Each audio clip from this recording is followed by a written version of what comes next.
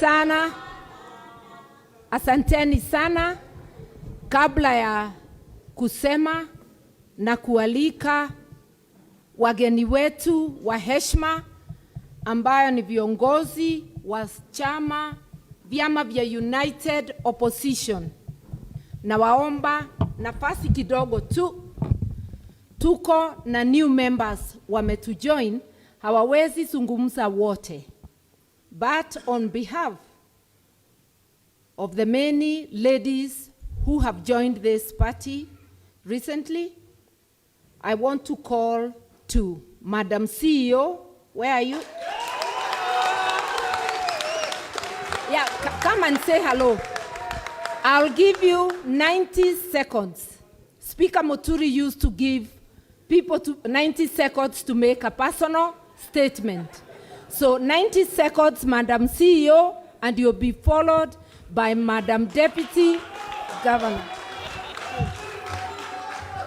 Good afternoon. People's Power.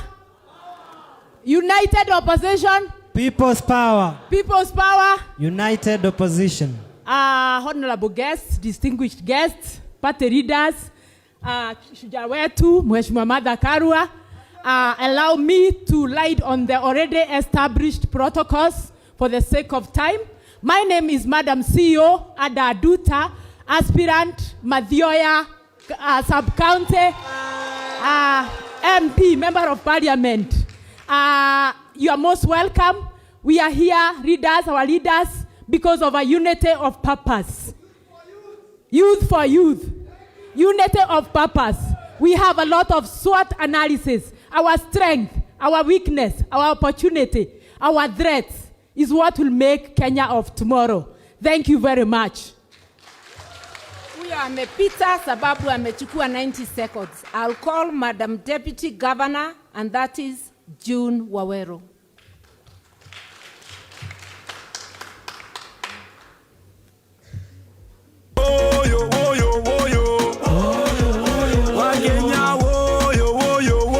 Hamjambo nyote. PLP. Unite and liberate. PLP. Unite, liberate. I also want to ride on the established protocol. Our distinguished guests, members of PLP, ladies and gentlemen, good morning. Naona muko na saa. I was just checking your alertness. Mine is to say we are delighted to be here. I am not here alone. I am here with a constituency of women, and the biggest group here is Amka Mama, led by our chair, Madam Esther Karaoke, and I would like every member of Amka Mama to wave. Asanteni sana. The reason I am proud to be here today is because I am supporting one of my own. There are only two tribes in this country, men and women. And this year we are supporting a woman. Wamama hoye! Wamama mpo! This is a lady I have admired and respected for a very long time. She is courageous. She is resilient.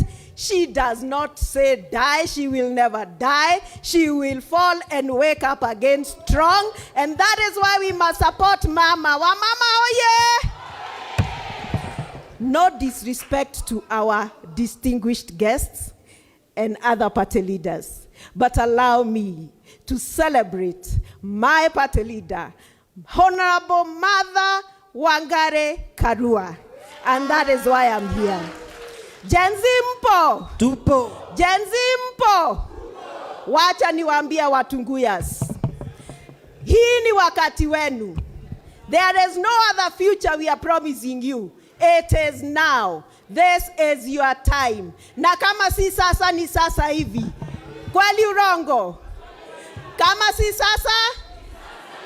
Na kama si mama ni tuko pamoja.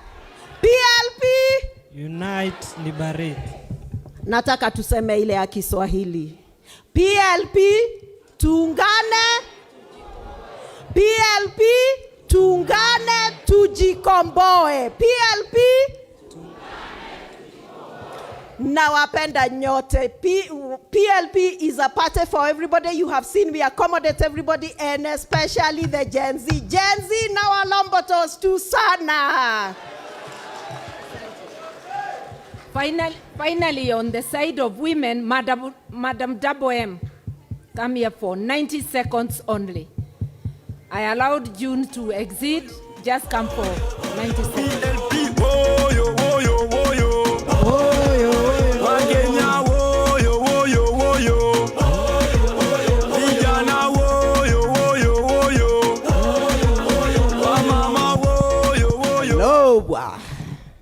What can I say? When I stand before distinguished guests, people of power, I salute you, Wamunyoro. I salute you, Bwana Justin, my neighbor in Embu, Bwana Kalonzo, Chuja, Eugene, tuko huko, umekata miti ya kutupeleka mpaka Kakamega. Hapa mimi nasema mama through end, mama through end, mama achike kifagio, afagie nini? Afagie ufisa? Watoto wako nyumbani wa jameni, na waliingia university the other day. Wazazi waliuza ng'ombe, lakini hafunzwi. Mimi nasema nimeyumba kisiasa, nikijaribu kutafuta namna, lakini nimerudi nyumbani kwa mama. PLP, mama where you go I go. Tukishikiliwa na hawa viongozi wenye watakukatia miti, watakukatia hizo vifagio, na wewe unashika unafagia, ama sio wajameni? Mama atafagia, mama atalisha, mama atadumisha. Wajameni, nchi inamhitaji huyu mama, ama sio?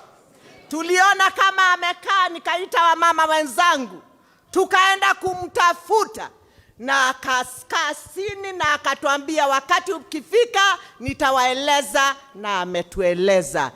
Purple color, that's my color. Thank you, mama. Madams wenye tulikuwa nao kwa mama, simameni wa mama, mkande mkono. Mr. B, during His Excellency Mwai Kibaki's government, he was there and he made it happen. He is gonna make it happen even for PLP. Na akilibare tunafanya nini? Tunajikomboa, tukomboe mama. Thank you. Thank you. Now, we are very short of time. The next two I call, please, make it short. Senator Kakamega, ingia hapa. Ujieleze.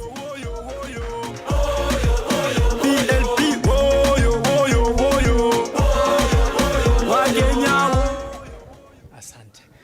Kwa majina naitwa James wa Mkoya. Nafikiria wa Munyoro tumefanya na wewe kazi muda mrefu sana. Pia mimi nimetoroka huko. Maana hadi tulikuwa tunaahidi haizitimii. So Kakamega wameniambia nitafute chama. Na mimi nikasema nikimbilie mama. Nimefanya makosa kweli? So wa Munyoro na kufuata tu tuko pamoja. Bwana Eugene Wamalwa, unajua wewe ni ndugu yangu hapo nyumbani. So tunasukuma pamoja. Sasa mnishike mkono na mimi nikishikilia mama tukienda mbele. Asanteni sana. Mimi ni mjukuu na Bongo number 499. Huko nyumbani tumefunja record na ndugu zangu mnakujanga huko tukimbariki. Sasa mimi nimekuja mnibariki. Asanteni, Nyasaye na nyoko. Asante.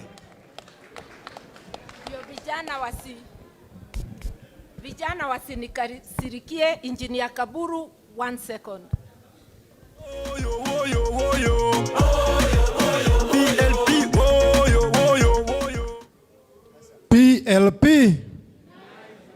PLP. Nimeshukuru sana viongozi wetu ambao mmetutembelea siku ya leo. niseme ya kwamba mimi ndiye last born kama mama saizi, nilizaliwa Sunday. I'm the newest MP aspirant Mara constituency. Makofi kwangu. Makofi ingine. Jambo la pili nataka niingie 2 term kidogo. Watu tukiwaambia 1 term, sisi tunasemanga 1 term siku zombo. 1 term? 1 term? Wakijaribu wakuambia 2 term, mimi nataka tukue na 2 term yetu. Akikwambia 2 term, tutamtoa, tutamshinda, tutamfukuza, tutamrarua, tutampeleka Sugoi. Namna hiyo masi, namna hiyo. Tuko na 2 term yetu. Tuko na 2 term yetu. Jambo la pili nimalizie, mam, tunakupenda sana. Na sisi kama vijana, unajua mimi ni last born, lazima tukuishi kitu moja. Tunajua ilikuwa birthday yako. Tunasema along lilo mama, along lilo mama. Along lilo mama. Sababu na yeye sio wa 14 supu, yeye wa 6 na 8 supu, 6 na 8 supu. 6 na 8 supu. Along lilo mama. Asanteni sana na Mungu awabariki. Okay. Finally, Governor Nyoro, come and say hello.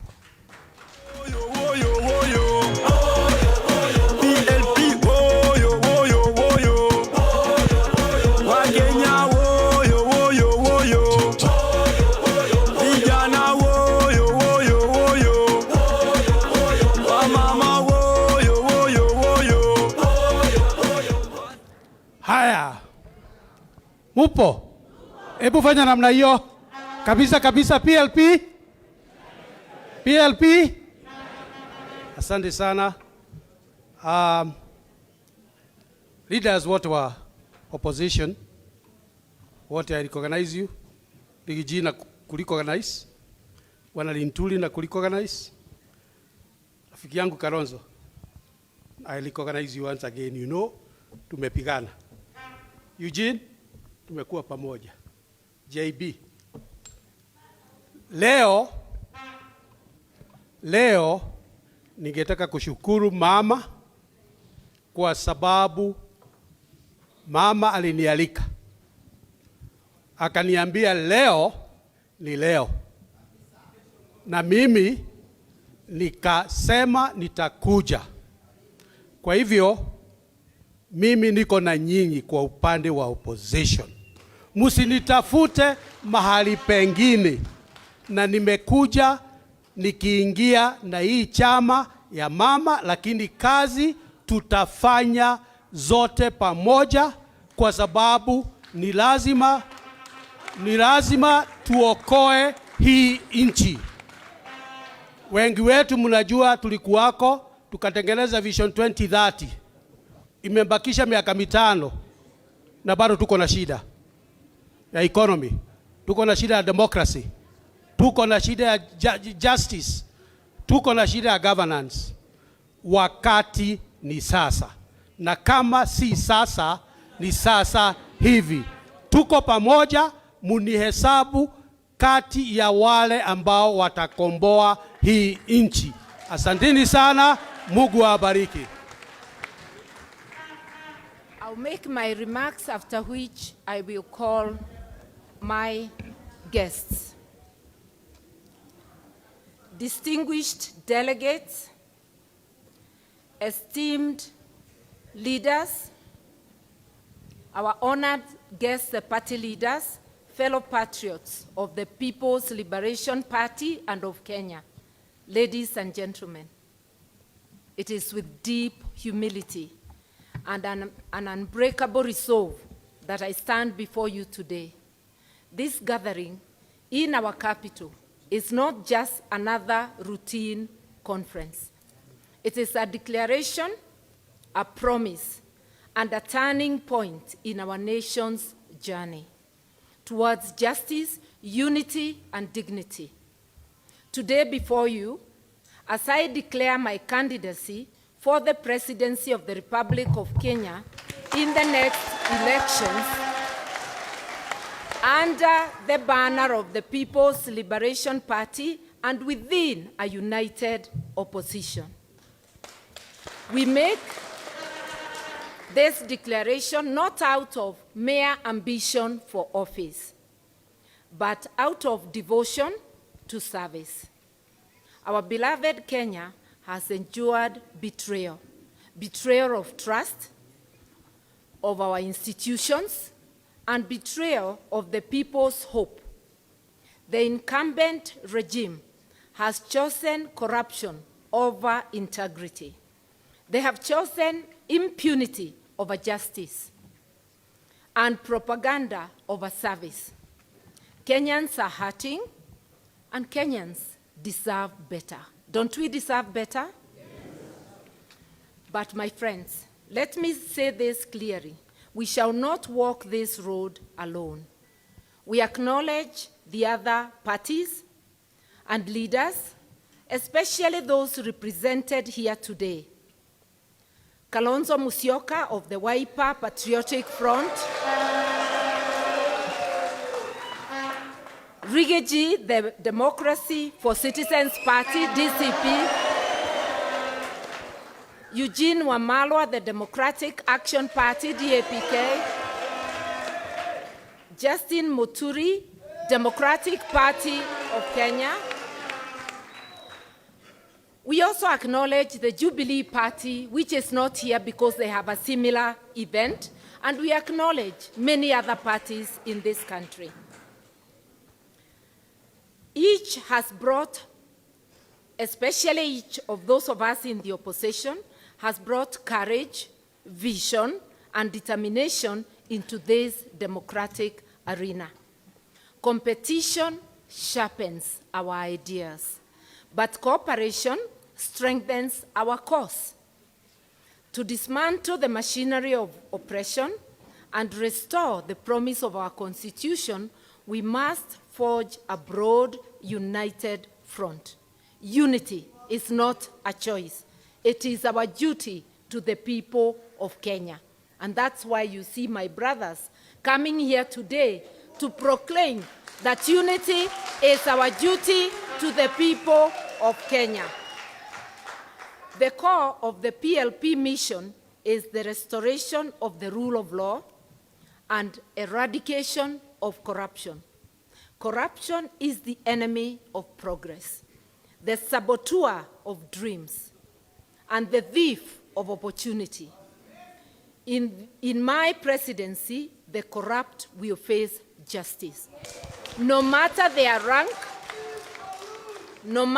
rank, tribe, or political connection, impunity will end.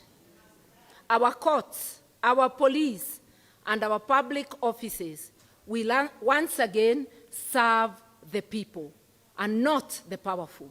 Because today, institutions are serving the powerful instead of serving the people. We envision a government where every citizen is protected. Never again will Kenyans disappear in the night. Never again will mothers weep for sons and daughters stolen by abductions, stolen by the bullets. A PLP presidency will guarantee the security and dignity of every Kenyan. We will honor our professionals, teachers, doctors, nurses, and civil servants and others who today must strike and demonstrate for their wages. And our leadership, they will focus on their noble callings, secure in the knowledge that their labor is valued, their rights are respected, and their livelihoods protected. Our economic vision is simple but bold. Fairness and opportunity for all. Taxation will no longer be an oppressive burden, but a fair contribution to real services. We will unleash the potential of our small and medium enterprises, who are 7.4 million. These are enterprises that sustain families, create jobs, reinvest in Kenya. And cumulatively, they are the single largest investor in our country. Never again will the SMEs face discrimination. The regime today gives tax holidays of up to 20 years to investors, foreign investors who bring 3 billion. Can you imagine our 7.4 million SMEs, how many billions they invest in this country? This is our core. These are people deserving of support and partnership with the government so that we are able to consume what they produce and not to export jobs abroad when we are buying things made in other countries instead of buying what is made in our republic.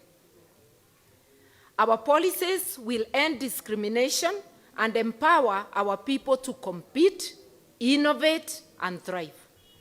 Healthcare is a right, not a privilege.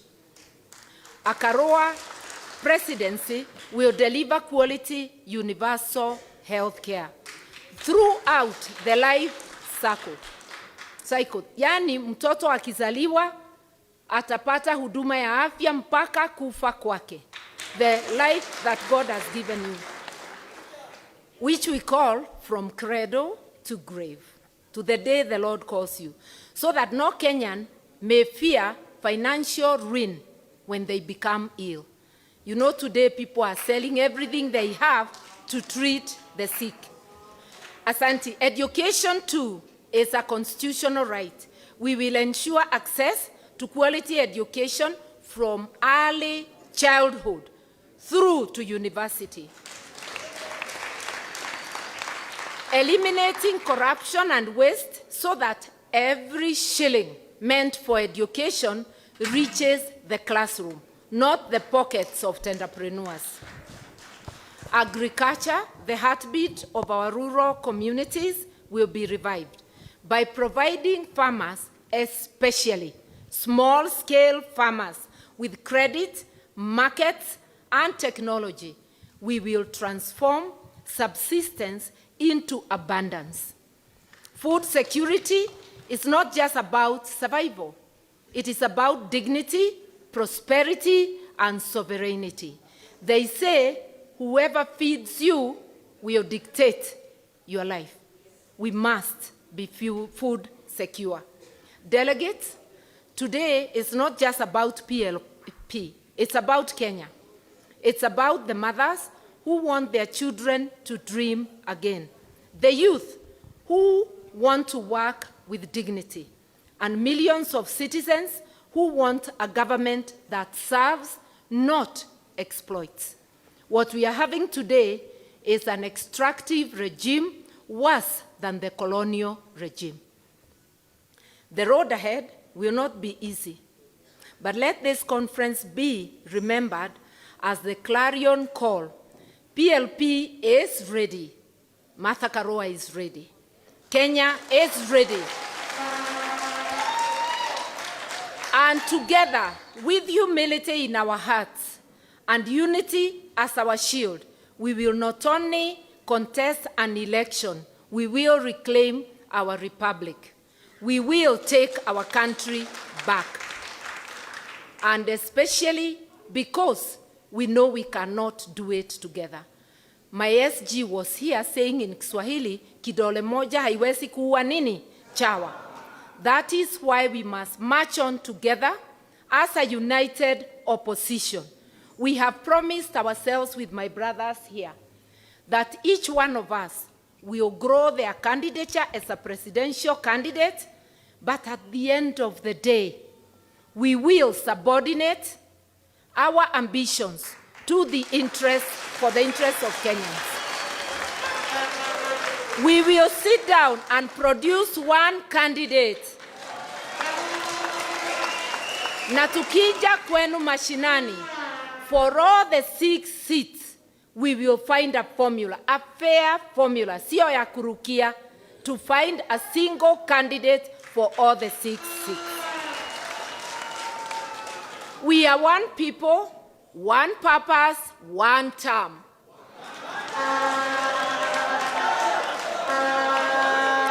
One people, one purpose, one term. Na ndivyo wengine wasifikirie one term ni matusi. I stand before you to tell you that we must demystify power. In Kenya, in East Africa, and in Africa, people get to power and they refuse to leave power.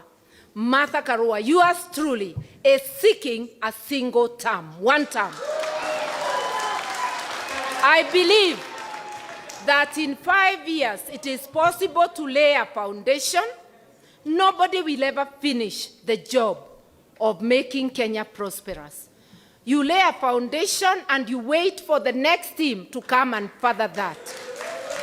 So I want to open by saying I will be seeking one term. One people, one purpose, one term.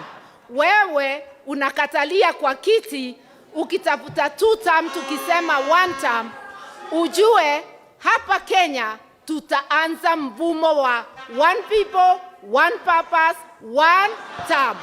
Na sio matusi, na kwa hivyo mimi nitakuwa naomba only one term.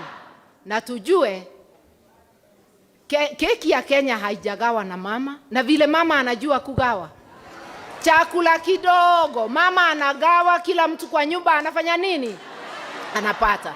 Keki ya Kenya inatakiwa igawe na mwenye kugawa mpaka kila mtu apate yake. No more exclusion. Mama atakuwa with one people, one purpose, one term. I want to profoundly thank my brothers. Thank you all for attending, and especially also the delegates of the People's Liberation Party. May God bless the People's Liberation Party, the united opposition, and the Republic of Kenya. One people, one purpose, one term. Asanteni sana.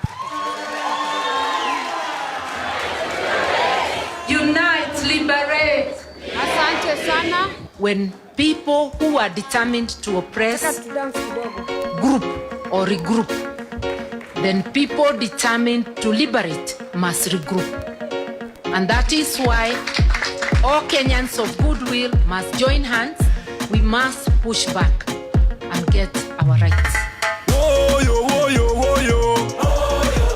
PLP, woyo, woyo, woyo.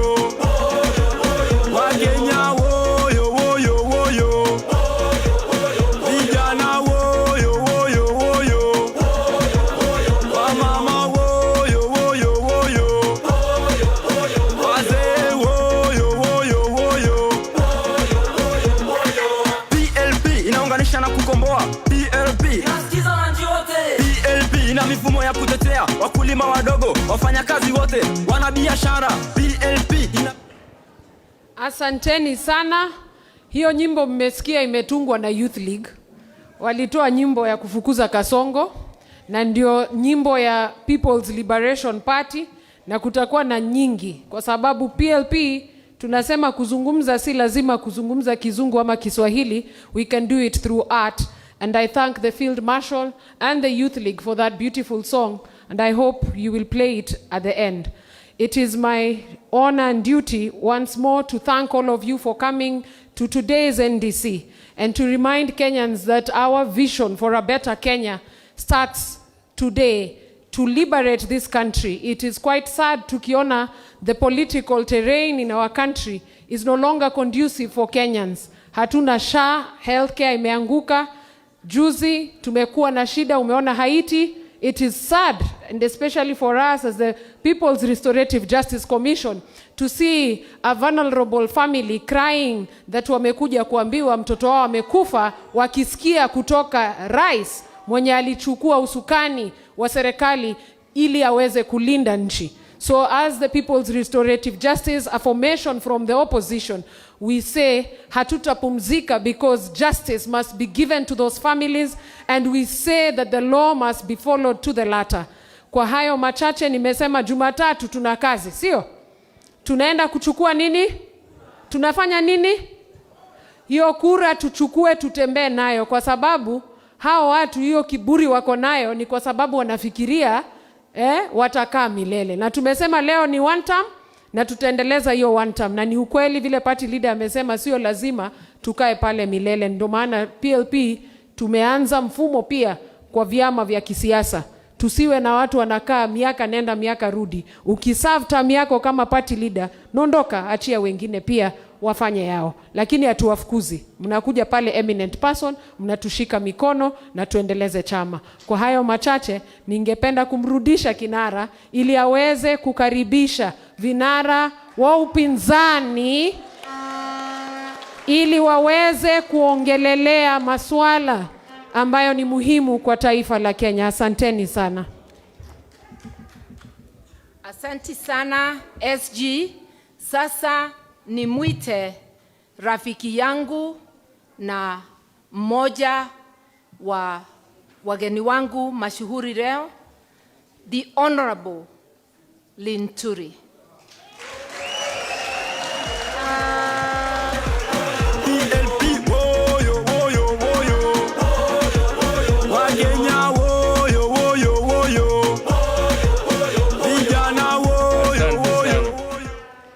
Asante sana Madam Martha Karua, kiongozi wa PLP na mandelegates wote wa PLP.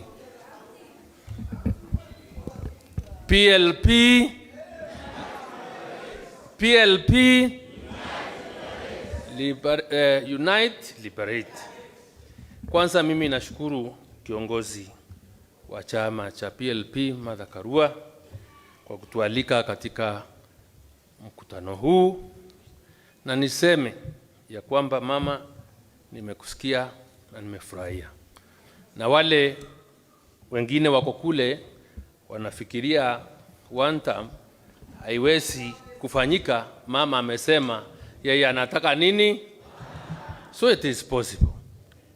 But let me state very clearly, as the National Organizing Secretary of the DCP Party, tukiongozwa na kiongozi wetu wa chama Mheshimiwa Rigathi Gachagua, we are very committed to making sure, because we know our strength is our unity, and because we know that the country is bleeding, and because we know the only way to liberate Kenya is by us coming together, we as the DCP party will work very closely. We will make sure that once the decision is made on who will be the united opposition's flag bearer, sisi tutakuwa hapo na tutasimama hapo. Kwa hivyo tumekuja hapa kudhihirisha ya kwamba huu muungano wa upinzani ni muungano utandumu, ni muungano uko na nia ya kuikomboa Kenya, na ili pia sisi tukijikomboa Kenya imeweza kukombolewa kwa uongozi wa uporaji, kwa uongozi wa uwizi, kwa uongozi wa kuua watoto wetu yule wa Kasongo. And my confirmation is one term is a reality, na Mheshimiwa William Ruto mulatumia kumeandikwa hapo kwa wall, mene tekeli peresi. Asanteni sana. Thank you very much. Nitaita msee mmoja wa PLP, Honorable Mwirore, please come and greet.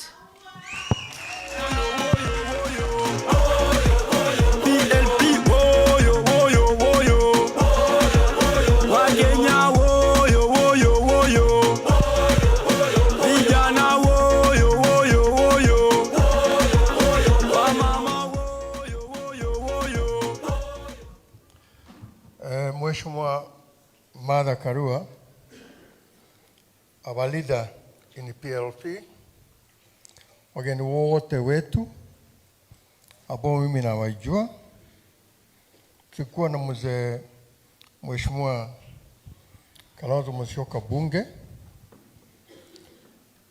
Wamalo tulikuwa na ndugu yako mkubwa kijana wa Malwa, rafiki yangu sana. Tulikuwa na JB Muturi bunge pamoja. Karibuni sana katika mkutano wetu wa leo, na tumefurahi sana. My name is Mheshimiwa Patrick Mwiruri, na mimi nilikuwa mbunge wa Gachagua North miaka 10, Na wakati Martha Karua ni minister wa maji, Justice and Constitutional Affairs, mimi pia ni minister wa agriculture katika serikali ya Kibaki. Na tumekuwa pamoja na yeye all the way through mpaka wa leo. Na hatuwezi kuachana. Umesikia vile amesema, tunakubali sisi wote kwamba nyinyi viongozi ambao mko hapa, we beg you to remain united. The country is bleeding. Hata huyo mtu anatawala sasa, naitwa Ruto, tulikuwa na yeye bunge miaka 10. Na mimi namjua. Na tulijaribu kuwaambia watu, huyu mtu hapana mtu mzuri. Huyu ni mtu mbaya sana. Tulijaribu sana. Sasa watu wamejionea. Na hakuna mambo ingine. Simple. Nyinyi watu mshikane pamoja. Na msiwachane hata kidogo. I remember towards the year 2002. Tulienda Nakuru, Lake Nakuru Lodge. Tulikuwa tunatafuta ni nani atakuwa flag bearer wa opposition. The late Mwai Kibaki was there with his lieutenants. Mimi nilikuwa mmoja wao. Charity Ngilu alikuwa hapo na lieutenants wake. The late kijana wa Malwa was there with his lieutenants. Na tuliongea sana. Dakika mwisho tukasema Kibaki iko na kura ya kutosha. The late kijana wa Malwa akasema mimi am surrendering my rights kusimama uchaguzi. Kaunga Kibaki mkono. So what I'm advising you, I'm telling you as one of the elders, that when you sit down, we will be there. Ukisema ni Kalonzo, iko na experience ya kutosha. Mimi namjua sana. Ukisema ni Martha Karua, iko na experience ya kutosha. Mimi najua sana. Lakini for heaven's sake, namuomba msiwachane. Asante sana. Thank you. Muniruhusu, I now go to the principals, and the principals are free to recognize members of their delegation. I have friends in their delegation, namuona nyote, but allow me to leave it to the principals. Let me go to them directly. And I will not begin in any order, it's just how they are seated. My friend, I call you Mr. Speaker, but it is none other but the Honorable Justin Muturi of the Democratic Party.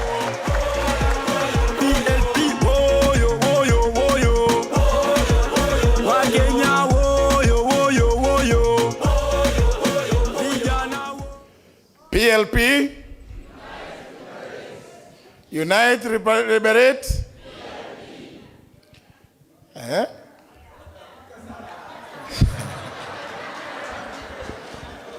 Haya. My sister Martha Karua, the leader of the People's Liberation Party, who is our host today, my dear brothers, party leaders, Honorable Stephen Kalonzo Musyoka, Rigathi, and I think you may have to do some deed poll. My good brother and friend Eugene Wamalwa, members of parliament here present, because I have seen a number here, including former members of parliament, delegates wa PLP. Nataka kuanza na jambo fupi sana, kwamba sisi kama United Opposition are happy to be here with you to prove to the country, because we've been seeing a number of doubting Thomases making claims about the place of the united opposition. Our presence here is testament that we are here for the long haul.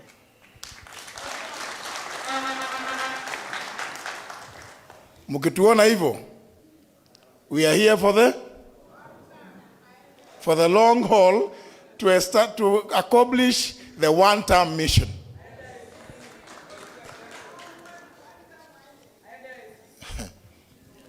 Na mimi kama vile the SG Asha amesema hapo awali, the United Opposition gave us some responsibility to address the issue of restorative justice to the many Kenyans who have suffered under the hands of William Ruto. And we are moving. I want to assure you that we are moving. We are making progress. It's only that we have to establish robust systems that Kasongo and his nefarious teams cannot frustrate. Because we do not believe that those mothers, fathers, brothers and sisters who today, up to now, do not know where their loved ones are. There are others who know that, yes, they were killed. But there are others who don't know where their kin are. But William Ruto, because he's a guy who likes theater, he likes theatrics, is on record standing before the entire world saying that hata wale ambao walikuwa wameshikwa tumerudisha kwa familia zao.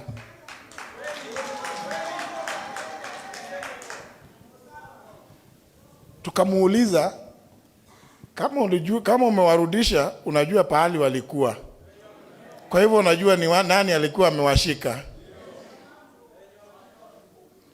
Na wale ambao wameua, wewe unataka tu kwa sababu hii one term, I've always continued to add, Ruto, you must answer for these crimes. It cannot be business as usual. We must make it absolutely clear to anybody and every Kenyan, no matter what station of life you may be, no matter what office you hold, that you cannot take away human life and fail to account. You must be held accountable.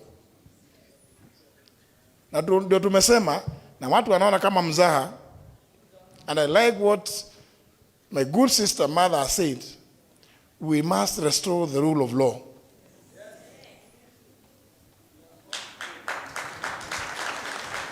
It is not enough that we will actually, because I think you Kenyans, what I've heard Patrick Mururi, PK, we used to call him PK Mururi, Mheshimiwa, say, if you see any of us, akiteleza, huyo mjue ni nani? Msaliti. Can we resolve that at this kongamano la PLP? That mukiona mmoja wetu akiteleza, huyo atakuwa nani? Msaliti. We want to tell you, we are united, and we don't want to be told by William Ruto ati ajenda ni gani. And I like what my brother Rigathi says. Hakuna haja ati tukuambia ati iko hii ni manifesto. No. The first thing, one term. Second thing, one term. Third thing, one term. Yangu ya nne, ICC ama committee. And I say that without any fear of contradiction, because what William Ruto has done to this country has never been done by any other leader. This place, State House, is supposed to be a seat of power, isn't it? Now it has become a campaign headquarters for William Ruto and his blood-based something? Blood-based government. It has become, he talks about Sokohuru, but Sokohuru iko hapa, isn't it? It has become the campaign headquarters here. In fact, I don't know whether they ever go to the headquarters ya chama. Wale wanaenda huko ni ile kijana Hassan Omar na wengine. Yeye, the chief campaigner, ako hapa. Hii barabara sasa imekuwa kupitika saa zingine ni shinda. Kwa sababu mabasi za shule, watu kuja surely. You know, I sympathize with my good friends, the members of parliament who are here, because there's nothing they can do. Budget zile walipitisha, hakuna pahali imeandikwa empowerment. Na nimekuwa nikitema, na let me repeat it here. Thank you, Mother, for inviting us. Let me say it here. When William Ruto started this thing they are calling SHA, Isoma bills, and I have a witness here in none other than Rigathi, tukiwa mkutano wa cabinet Kakamega. Wakati niletewa hizo mabill nikauliza mimi how do you allow me out AG ati weka sahihi ati tupitishe kabisa hiki kitu gani? Nikasema pana, it's not possible, it's never done that way. But you know, when you refuse to do something with the rule, and it's of good reason, you become incompetent in the eyes of William Ruto. But recently, this year, wale ambao waliangalia wakati kulikuwa na interviews for selecting or electing the IEBC commissioners, I felt actual. One of the mornings I felt so vindicated. Because I was saying, I don't want to put my friend Rigathi as the only one to say he's aware that I refused. But somebody came up and owned up, alipoulizwa apeane umaarufu wake, experience, umefanya nini na nini na nini. Somebody, one lady, a lawyer, alisema, mimi nimefanya hii, hata hizi bill zote za kutengeneza hii inaitwa universal health coverage, bring us to what we are calling SHA, SHIF, ni mimi nilifanya. There's a lady who admitted actually. So, but you know, I'll tell you because anyway, I'm not the one who said it. She said it. Alikuwa anaulizwa experience ya ile kazi amefanya. Surely, the things that William has committed this country to through that SHA, absolute nonsense. And many of these things are things that he does for purposes of optics. Hata hiyo siku hiyo alisema, no, JB unajua iko hii, tuliambia watu tutafanya hivi na nataka kwenda iko na mikutano huko Kamega, lazima niambie watu, tunaanza universal health coverage. But you know, unaenda kudanganya wananchi for no reason at all. Nimesikia kijana mmoja amesema ni wa kutoka kwa ni 49th girl child ya Wanga. How do mkutano walikuwa naenda kuambiwa tunawaletea universal health coverage, and there was nothing at the time. Mimi nimekataa, nikasema hizo bill ziletwe kwangu. They were never brought. You know, many people, you know, they will listen to my brother Rigathi say things and they think, were these things true? Were they real? I stand before you as a witness. Because there are very many atrocious things. And that's why many of us sympathize with the situation that this country is in. And that's why I say, no matter what ambition we may have in ourselves, we must subordinate those ambitions to the greater good of this country and the well-being of the Kenyan people. Everybody who takes a state office swears by the Constitution that they will defend, protect, uphold the Constitution, among other things, to protect the dignity of the citizens of the Republic of Kenya. What does it speak? What does it speak of? When the same person who has sworn to do that stands in the public, asema piga risasi mguu.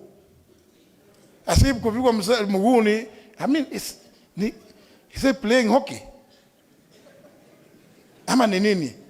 It is such as ni kitu rahisi hivi. Maisha ya binadamu imekuwa so cheap, atipiga risasi mguu, alafu apeleka hospitali. Ule kijana Rex Masai, ile risasi ilimpiga mguu, si alikufa? So William Ruto cannot escape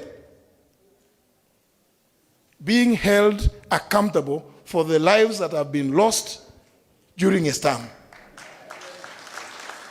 And we in the United Opposition want to assure Kenyans that with your support, as we exit William Ruto, as we surely shall do, you must also continue to support us to make sure that William Ruto is held accountable.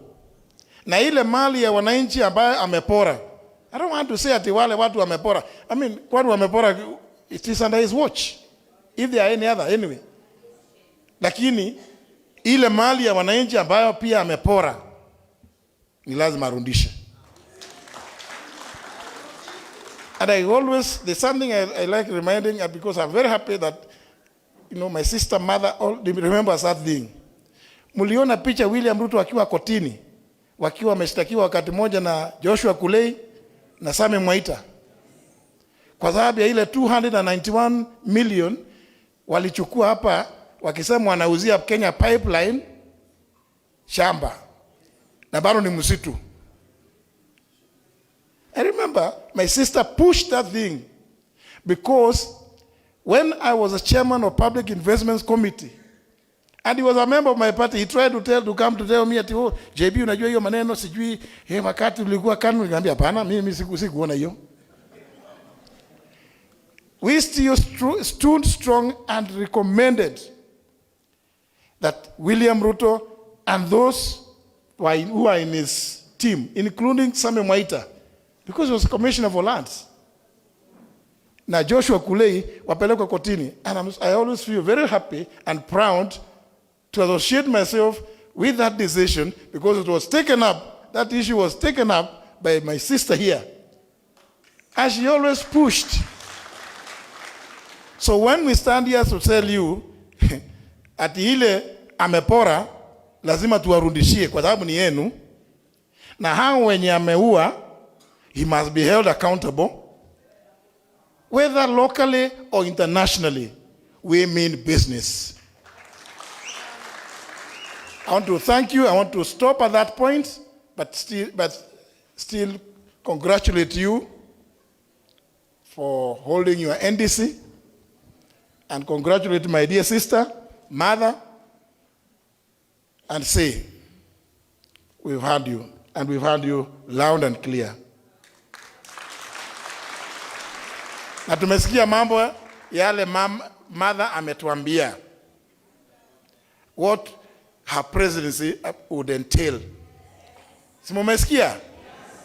It's exactly the same thing that we in the opposition want to see. And therefore, we must remain united. Thank you very much. God bless you. Asante sana JB. Asante sana kinara wa DP, a witness to the atrocities being committed by one William Ruto. And now, without much ado, I'll call my younger brother and friend and party leader for DAPK, Honorable Eugene Wamalwa.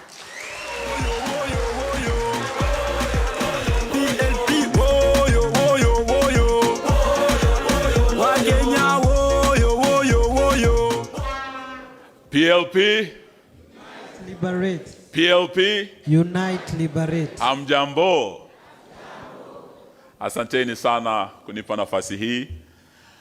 May I start by congratulating my big sister, Martha Wangari Karua. I'm told the delegates of PLP today met at the historic Ufungamano grounds, and you endorsed the Honorable Martha Wangari Karua to be a presidential candidate. We are here as witnesses, and we have heard her speak that she is ready to be the 6th president of the Republic of Kenya. And we are here to say congratulations. But also congratulate PLP. We were with you in February when you rebranded your party. We were at Liberation House, you remember? We want to thank you for choosing this site because Ufungamano is a place of great history. And journeys that have begun here have ended up forming government. The Honorable Patrick Muiruri, my friend and the friend of my late brother Kijana Wamalwa, told you they met in Nakuru. He was there with Kibaki, my late brother Mike and Gilu. What he didn't tell you was that from Nakuru, they came to Ufungamano. This is the place where they announced the formation of the NAC government. They say sometimes history repeats itself. I want you to remember this day when we formed the next government and we are just across that fence in that house after one term. Yahuyo Mutu, you remember that journey began where? Here. And it began today. So we are very, very honored to be here with you. And I want to say to my big sister, I was honored by the Democratic Action Party to take up the flag bearer into the next race. And today, seeing the PLP giving you that honor, may I say to you, it's just not an honorable thing, it is also a very onerous task you have undertaken. To lead this great party into the next presidential election. But we are here to tell the members of PLP party, Martha Wangari Karua will not walk alone. We will walk with her. We are here to tell you that unity is not an option. It is an imperative of our time. And we are going to make sure we stay united the way you saw us at Liberation House in February. Si umetuona bado tuko pamoja? Hii safari iendelee isiendelee? Urafiki huu uendelee usiendelee? Sisi tumeamua tutatembea pamoja vile mmetuona hapa hadi mwisho, hadi tuhakikishe one term has happened na mtu amerudi Sugoi. We also want to assure you that the woman you have chosen as your leader and flag bearer, I have met great women in this continent who became president. I met President Sall of Ethiopia. I met President Salif of Liberia. I met President Joyce Banda of Malawi. And I have met President Samia, our neighbor here from Tanzania. I can tell you today, Martha Karua is not just qualified like those daughters of Africa. She is more than qualified to be the next president of the Republic of Kenya. And today, I think we're witnessing the history as that journey begins. But also, she has said to you that if from this team she is granted that opportunity, she will be not just the flag bearer of PLP, she will be the flag bearer of the united opposition into that election. And all of us gathered here today will be ready to support her 100% if she is picked as our candidate. She has also said that if there's another one who is picked, she will be behind that person. This is the only way we are going to remove William Samoei Ruto, through unity of purpose and through the words of one great leader, Professor Saitoti, who once said, there comes a time when a nation is more important than an individual. A time is coming when it will be a sacrifice that we must make, kukomboa Kenya hii. Kenya will be more important than our personal ambitions. This team gathered here today has made that decision, that we will bear any price, any burden, make any sacrifice to make this a reality and to make William Ruto a one-term president. Are you ready? Yes. I've heard your SG, my good friend, remind you the 29th of this month will be a very important day. I see very many Gen Zs in this hall. Gen Z mupo. You have a date with destiny on the 29th. That day is very important. Saying one term alone is not enough. Getting out, getting IDs, registering as voters beginning 29th Monday is the only way we are going to make one term a reality. Are you ready? Sisi tuko tayari, tutatembea pamoja. For William Ruto, we watched him speak at the UN, and he was very passionate about Haiti. Today, Kenya knows there was something fishy about the Haiti mission.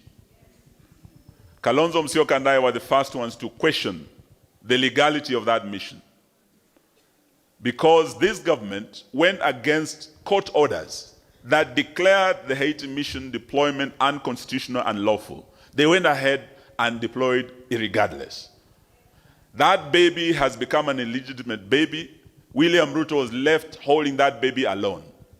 I watched the American President Trump speak about many issues of global importance and of importance to America, and Haiti was not one of them. Why did William Ruto go out of his way, commit our troops, and commit our resources? Over 2 billion shillings, taxpayers' money, went to this mission. Over 200 million US dollars given by the American government has not been accounted for. Today, that mission comes to an end. We are asking, and not asking, we are demanding that William Ruto does the honorable thing. As this mission ends, because it's ending, let him bring our officers back home.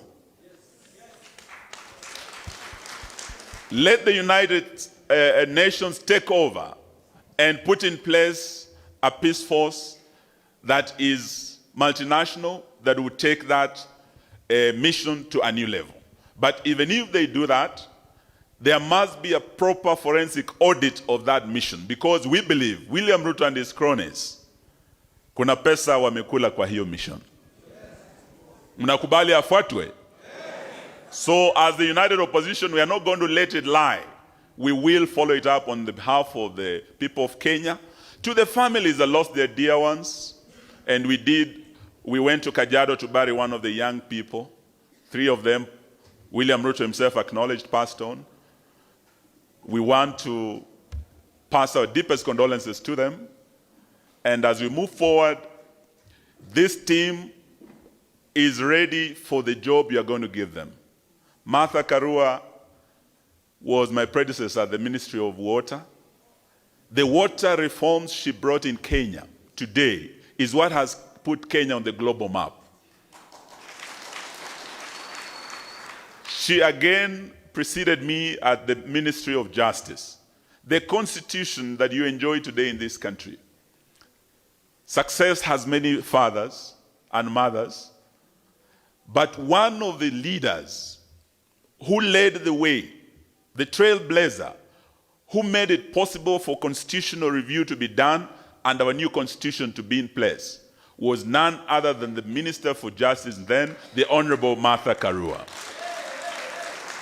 I was honored to go to that ministry after her, and we remained friends for many years. We implemented what she put in place, and today we can say that we have a team. Apart from her, we have a Speaker Muturi here, who was a minister. We have two gentlemen here who have been second in command in our country. The 10th Vice President of the Republic of Kenya, Kalonzo Musyoka, is part of this team. The second Deputy President of the Republic of Kenya, Rigathi Gachagua, is part of this team. What you are seeing here is a team that is ready on day one to lead this country. It is a team that has worked with Kibaki and put in place the best policies this country has seen. A team, some of us have worked with Uhuru, some of the best policies in the health sector, in education, including Linda Mama, including Educare, policies that work, free primary education under Kibaki. This is a team that from day one will reverse the bad and failed policies of this failed regime. Beginning with Sha, She, She, Sho. Beginning with housing levy, which is the biggest scandal ever. This is the team that's going to reverse all those bad policies and restore the dignity of the pay slip of every Kenyan worker. This is the team that's going to do that job. So we ask you to work with us, to walk with us, to support us, and it is my pleasure to say to my big sister, Hongera, and to say to her also, one term is not a bad thing. Kuna watu wa William Ruto wanafikiria tukisema one term tunamkosea heshima. Hapana. Ukienda Malawi, si Rais Chakwera amepewa one term, si ndio? Wiki hii, juzi, Malawi wameamua. Because Chakweranomics failed, just the way Rutonomics has failed Kenyans. Na wamemwambia aende asiende. Ukienda Liberia, George where nomics failed, just the way Rutonomics have failed Kenyans. Huyo jamaa wa Liberia alikuwa the same age as Ruto. Aliambiwa ni one. Good luck Jonathan kule Nigeria. Aliambiwa ni one. So Ruto tukikwambia one term, Wakenya wakiamua itakuwa one. Ama mnasemaje? Na mimi nakubaliana na Martha Karua ya kwamba hata sisi tunaochukua tusikue kama huu jamaa anaisi lazima ikue 2 term. Nimesikia wengine ati hata wanaweza badilisha katiba ati ikue 24 years kama ya Daniel Toroitich Arap Moi. Jamani, mtakubali hiyo jamani? Nilisikia jamaa anaitwa Faruk Kibet anasema ati hata mkicheza watabadilisha katiba. Sisi tunawaambia haiwezekani. One term is asante, Mungu awabariki. Thank you, my brother Eugene. One nation, one purpose, one term. Asanteni sana. I will now call my political twin, His Excellency Kalonzo wa Musyoka.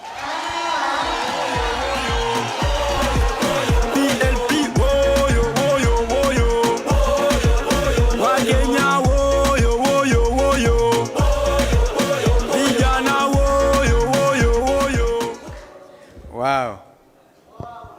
Wow. PLP. Barit.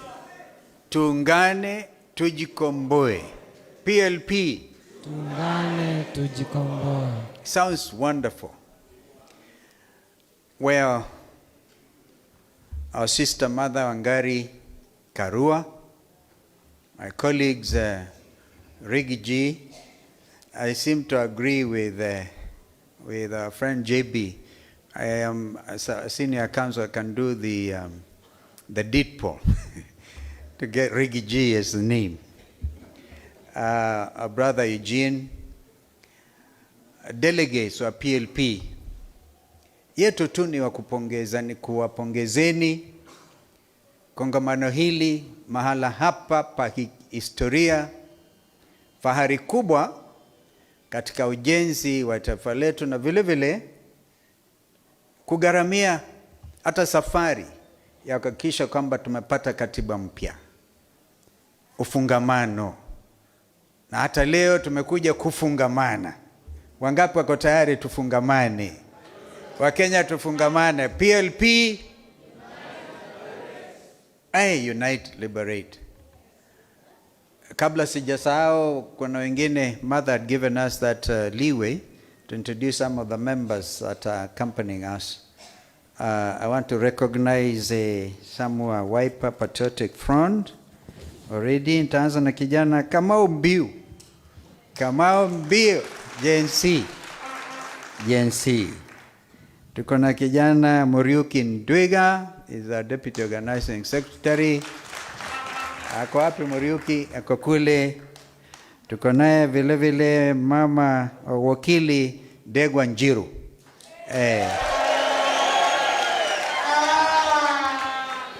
Huyu is a black bull. Tuko naye mama Susan Kiamba, mjumbe wa Makueni. Mama ngangari kabisa. Tuko naye vile vile mheshimiwa mbunge wa Embakasi ya Kusini, mheshimiwa Mawadhe. Musili Mawadhe. Tuko naye pia seneta kakamavu kijana Dan Maanzo. Dan vile vile ni mwanachama wa People's Restorative Justice Commission, anaiongoza ndugu yetu JB Muturi, na ambaye inashirikisha pia dada yetu mdogo huyu Asha Bashir, ambaye ni katibu wa chama cha PLP. Kwa hivyo tumekuja kumwenzi dada yetu huyu na kuambia pongezi. We have known Mother Wangari Karua miaka mingi hiyo, mama mkakamavu, mama haogopi, mama yajua mafikra ya wazalendo, na kama ambaye yeye mwenyewe ameamua hawezi kamwe kusaliti nchi yake, huyu hawezi kuwa msaliti. Mama Wangari Kadhai, twakuenzi. Kwa hivyo najiunga na yale wenzangu amesema, hasa ndugu Eugene ameongea kwa kirefu juu yako. Yote haya tukubaliana nayo, na ili tujaribu kuokoa wakati, niruhusu tu ni ya kariri pengine yale ambayo wamesema wazi. You made it clear. You have today declared your presidential candidate. We respect that. And we know you mean business. And the united opposition is going to stand together and honor and respect these aspirations. Hapa ufungamano, safari ikianza, basi hatuna budi ila na sisi tuamue kwa kauli moja kwamba kamwe hatutarudi nyuma.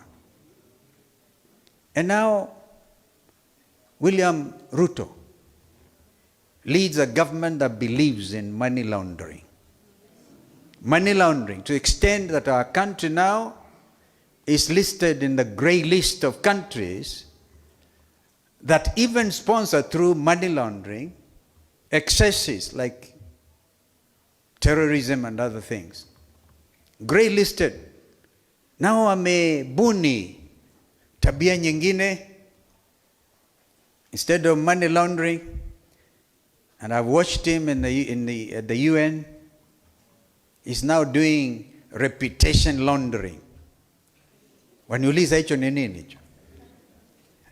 Reputation laundering has everything to do with doing things that will enhance your reputation. Well, you don't mean it. A good example, William Ruto anasema yanayofanyika kule Sudan. Women are abducted, they are raped, wanapigwa na magoons, talking to the world about Sudan, while back at home is doing exactly what he's talking about. In other words, he wants the world to believe that this is a man who stands for human rights, but at home he's doing the opposite. What do you call that? Reputation laundering. But Kenyans know better. Na ndio watamweka one. Yaani nyinyi mnaamini? Mko tayari kweli? Kama mko tayari, tusimame tumshangilie dada yetu Wangari Maathai. Give you a minute.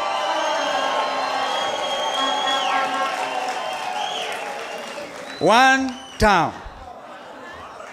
Mother Karua, Rigathi, Linturi, Eugene Wamalwa, JB Muturi, ufungamano yote.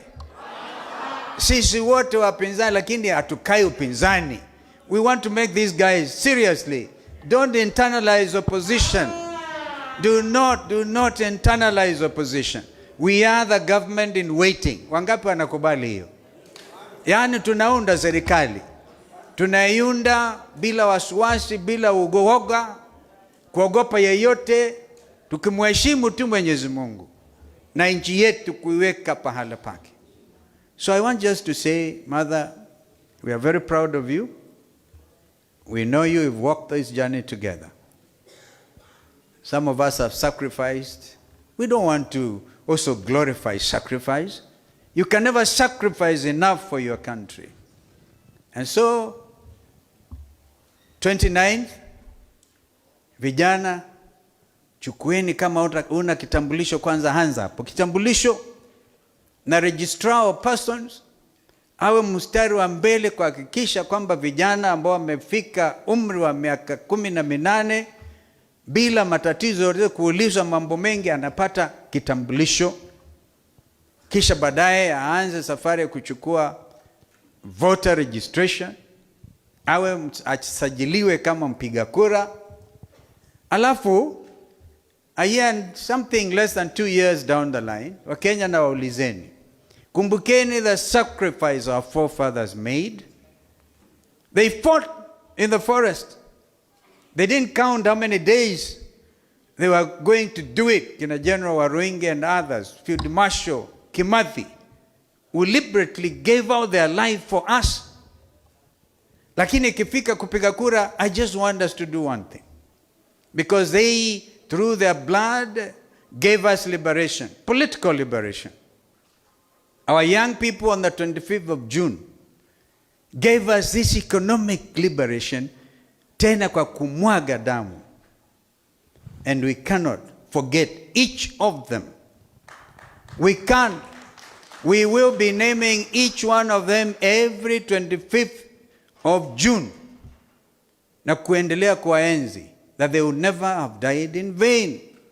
Wafanyabiashara ambao mali yao iliporwa na usimamizi wa serikali ambayo haijaamini. Yaani nataka sema waseme ni Rigathi na kina Kalonzo na Mother ndio wamepanga nyinyi mporowe mali. Uongo mtupu. Serikali ambayo inaamini goonism. Yaani goons. Part of the Kenyan police force ni goonism. Aende asiende huyo? Goons. Yaani unatafuta jiwe uachilie Rigathi akitoka Marekani pale kwa flyover, ati gari yake mwagwe pale agongwe. What a shame. A government that believes in goonism.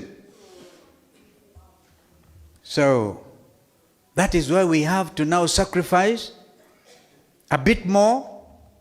I'm asking Kenyans, sacrifice for one day. Kina Deda and Kimathi sacrificed a whole lifetime. Whether it will be the 9th of August, I'm not quite sure the date, those who do better calculation can tell us, or whether it is 11th of August 2027, amkeni mapema. Sacrifice one day. It will be worth sacrificing, particularly everybody who knows that their pay slips have been raided by this overtaxing regime. And we have made it clear what we shall do. Yes, even as we make it our business to make our agenda item number 1 term for William Ruto and his cartel, we also must also tell Kenyans what we shall do. Executive order number 1, number 2, number 3, number 4. No state capture. She has been canvassed widely. 104 billion shillings to give a software thing that is giving people incredible financial gain. Na tunajua yanaelekea wapi? SHA. Yes. And then you have a government that said, okay, public-private partnership, Vision 2030 project under Kibaki na sisi, High Grand Force, which is supposed to give power supply to the tune of 700 megawatts of electricity. William Ruto shamelessly anaenda kuangalia Renaissance Dam in Ethiopia. And here he is killing that initiative, where he gave international commitment to Prime Minister Sunak of UK then, that this project will continue. Inapita makamiti yote imeidhinishwa, but because he wants to give it to his cartel leaders, anasimamisha. Yesterday I got wind again, yet another Kenyan driving on Mombasa Highway, kijana, young, promising young man, and driving to a trailer, because Mombasa-Nairobi Highway is a killer road. And there are people ready, again through public-private partnership, Usawa and others. Just because they are not your friends, unaweka brakes. We will fast-track these projects, particularly in honor of Mzee Kibaki. We will fast-track them. We know what we shall be doing. We know our country. We know the disadvantage that we have been taken through. But this is your day, Mother. It's not my day. I'm only your twin. And I've come here to tell you, get at it, keep at it, together.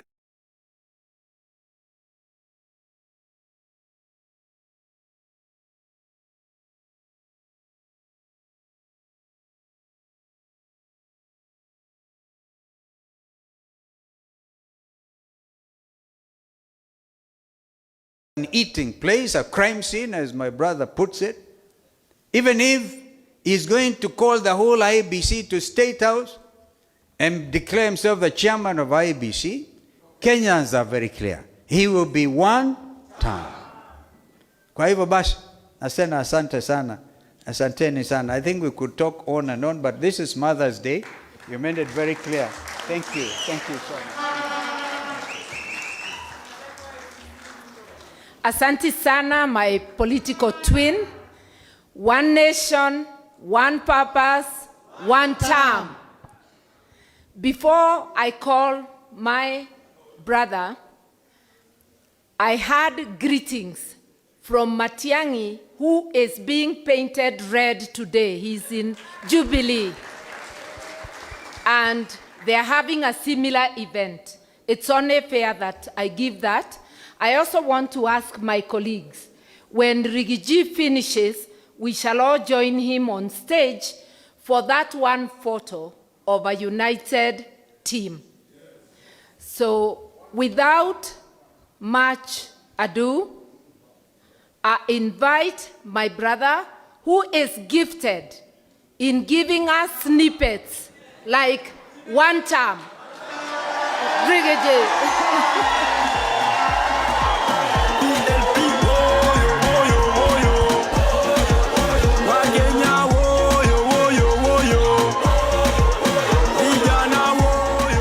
Thank you. Asante sana. Thank you. Please be seated. Thank you. Asante. My sister, the party leader of PLP, the Honorable Mother Wangari Karua, the Iron Lady of Kenyan politics, and the newly unveiled presidential candidate for 2027, fellow party leaders, and distinguished guests of this great congregation, PLP, Unite Liberate, hi cousins, hi cousins, cousins hi, shemeji hi, hi bros, hi sis, asanteni sana. Thank you very much. Let me take this opportunity on behalf of DCP and our supporters across the country, congratulate the Honorable Mother Karua for having been given the green light by her party to be a presidential candidate in the forthcoming general election. Pongezi, my sister. And let me say we are very happy because we now know a good leader is available to lead the country. The Honorable Mother Karua has incredible credentials in matters governance, democracy, justice, and studying family for the people of Kenya. Her stand cannot be compromised by anybody. If there's one leader I believe in this journey, because this journey is difficult. Many will fall by the wayside. Many will be bought. Many will be compromised. Many will waver.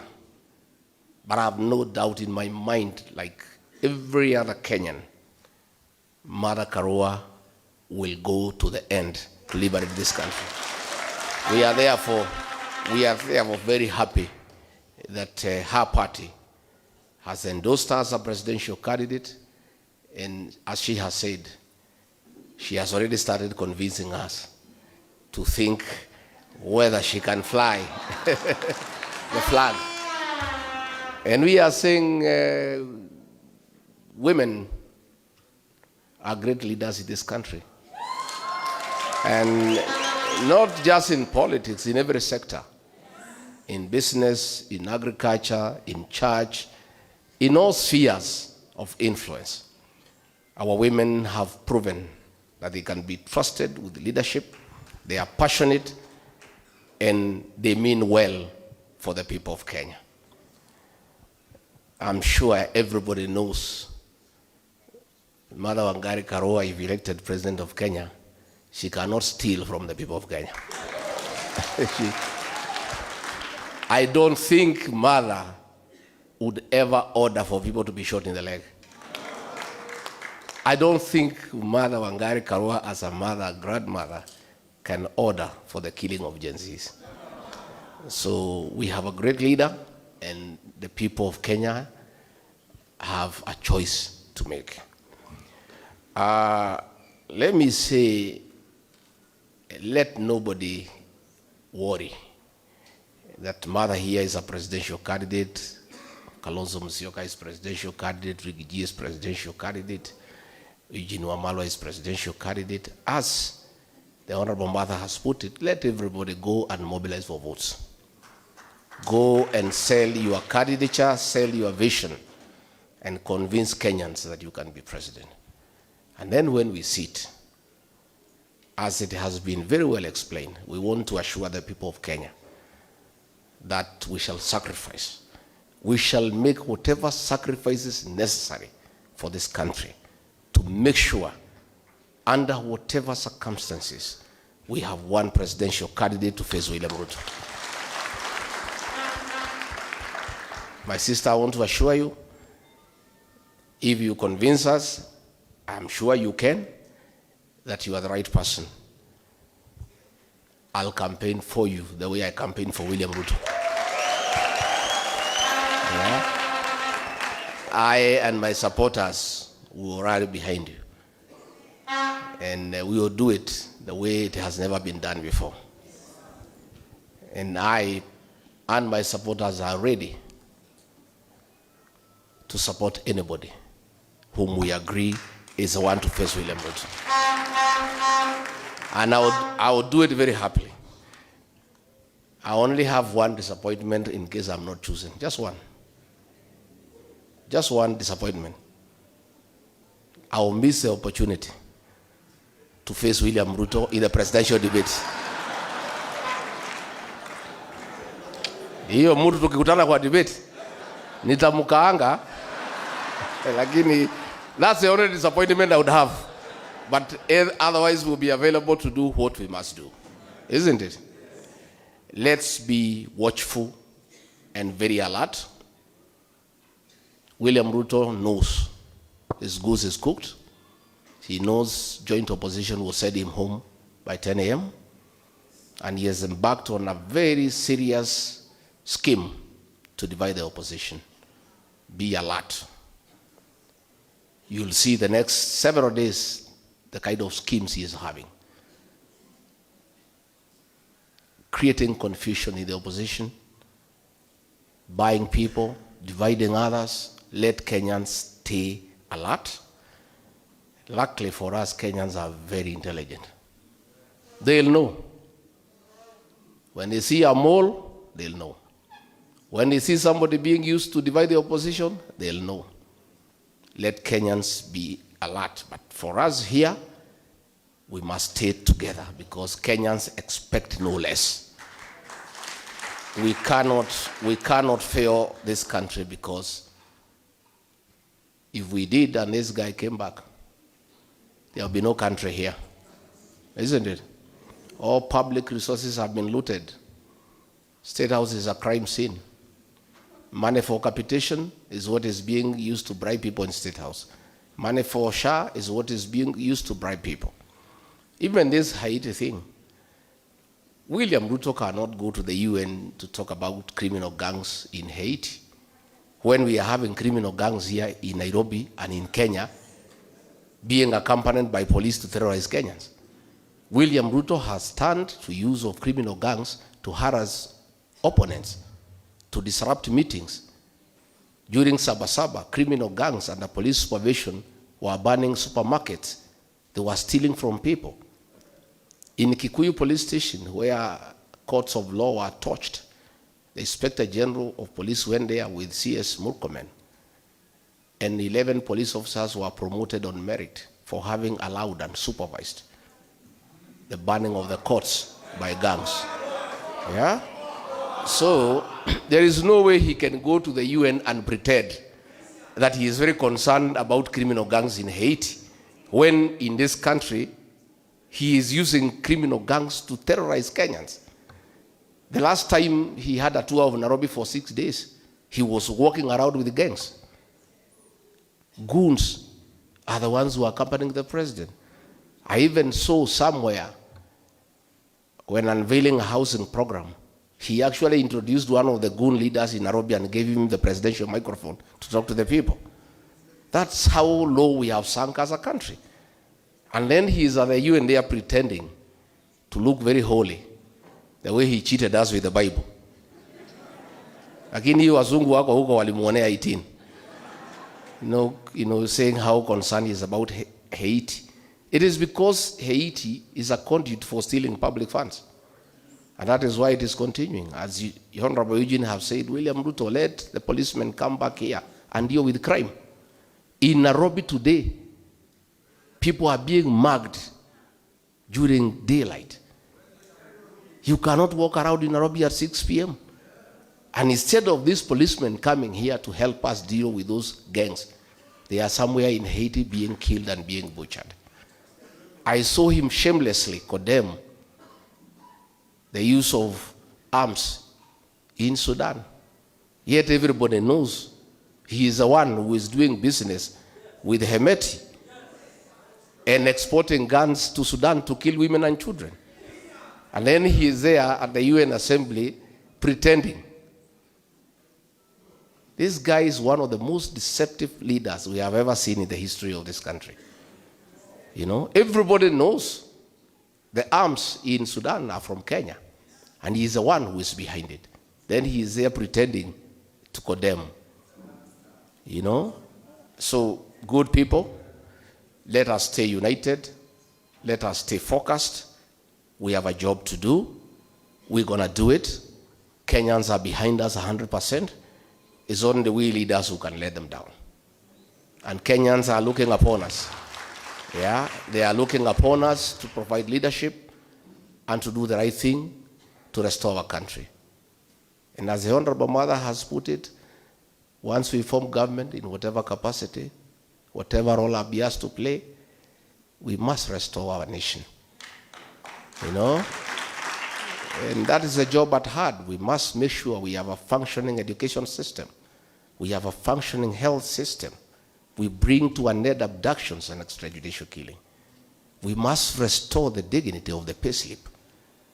And I said the other day, and Ruto was abusing me, I said, the government we shall form, our first job is to abolish the housing levy isn't it? Yeah, and these houses, we give them to the county governments to manage them, collect rent, and refund the money they have deducted from the people of Kenya. Yeah?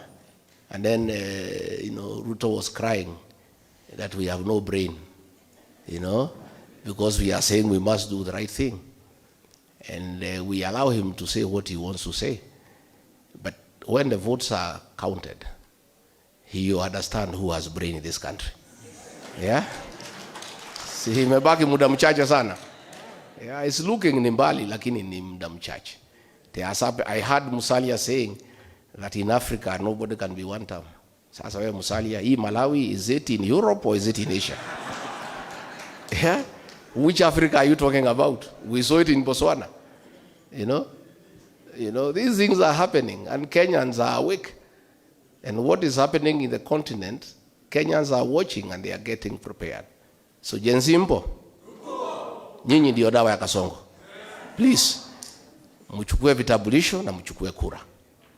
What you are doing on the smartphone is very good and we applaud you. And we really are very happy by enlightening Kenyans on what is going on. But the true and the real transformation of this country will happen on the ballot box. You must have the tool of change. The tool of change is the vote. So much as you are passionate on the smartphone, you must go to the next level and register as voters and help restore this country. You owe it to this country, Gen Zs, and you must understand you are the greatest shareholders in this country and stakeholders because you have longer to live than all of us. So you have a duty to make sure that you are governed properly and the country is run in an efficient manner where there is prosperity. And if you do that, things will be very good. I have many leaders that who are here. We have, of course, the Honorable Mithika Rinturi, the organizing secretary wetu wa DCP. Tuko na the Honorable Maina Kamanda, is a chairman, is a chairperson of the eminent persons in DCP. We have the Iron Lady of Naivasha, the Honorable Jane Kihara. We have the MP for Ebaka Central, Major Dong. We have the MCA for Kanyenyeini in Kangema, Grace City. We have the immediate former member of parliament for Moya, Kabinga Wadayo. We have the immediate former MP for Limuru, Peter Mwathi. We have women rep aspirant for Kiambu, Mase Nongari. We have our Secretary for Economic Affairs in DCP, Dr. Peter Mbai. We have the MP for Tetu, Geoffrey Wandeto. We have the Mheshimiwa Karani, the MCA for Utawala. And thank you very much for coming. And then we have our leaders of Gen Z, DCP National Youth Leader, Wanjiko Thega. That young girl was charged with terrorism at Kahawa courts. This little girl. I don't know why Ruto anagopa mpaka wasichana kama hawa sasa. This little girl. What harm can this girl do to you? Ati afungwe mwaka 50. And then we have Kawanjiro, another youth leader pia. Alikuwa ameshtakiwa na terrorism. He was arrested by 300 DCI officers. Hii kijana mdogo huyu. So mimi, Honorable Mother, tunakushukuru. Sisi tuko pamoja. And we start together. And this thing we will deliver this country. This country will be delivered. Believe you me. Na musijali, pesa ni mingi ya Kasongo ikuliwe. Si ndio? Ndovu isisikwe na nini? Na pembe. Bora tu hiyo pesa usichanganye na ile yako. Kwa sababu iko na damu ya Gen Z. Hii pesa ni ya kukuliwa sokoni na kulipa mashailok. Usinunue mbuzi, usipeleke mtoto nayo shule, iko na damu ya Gen Z. Lakini hapo sokoni ukule alafu muende nyumbani. Na I'm very happy watu ya Kiambu walienda kwa Kasongo wakabadilisha bei. alikuwa analipa 3,000 wakabadilisha mpaka 10. Watu ya Meru wakafika huko wakasema ni 10. Watu ya Murang'a ni 10. Lakini ile wa Kiambu waliibiwa na waheshimiwa 4 wakapata 6. Na hiyo waheshimiwa wakasema hakuna shida kuibia mwizi. Wakasema si mtu ni mwizi, si ameibia wa Kenya, na hao wakaiba hiyo pesa. So ni wizi tupu ndio kitu naendelea Kenya, wizi. Pale Mbeere North, there is a by election in Mbeere North. Watu huko tumeongea na tumekubaliana. Tumesema nyinyi mkule maneno, mfanye kama watu ya Kipipiri. Watu ya Mbeere pale, the place is like Europe. Hata change hakuna. The currency in Mbeere is 1,000. There is no change anywhere. The economy of Mbeere North is on another level. You know, mzee moja amenipigia ameniambia alikuwa anachinja nguruwe moja per week. Anachinja nguruwe 3 kila siku na inaisha. So the economy of Mbeere North is on another level. Lakini watu ya Mbeere wameongea, wamesema waendelee kukula. Wakule. Uchaguzi ni ya 27th. On 24th at midnight tunafunga hoteli. Kura yote kwa Karis na Kasongo anyolewe. Unajua huyu Kasongo hii pesa ameiba wa Kenya. Tumeambia wa Kenya tupangane vizuri. Tumnyoe hii pesa yote, by the time anatoka akuwe hata hana kitu. Si yuko namna hiyo? So tumeshukuru sana. Thank you very much my sister. Go. You have what it takes, na sisi tuko pamoja. Asanteni sana. That's why all Kenyans of goodwill must join hands. We must push back and get our rights.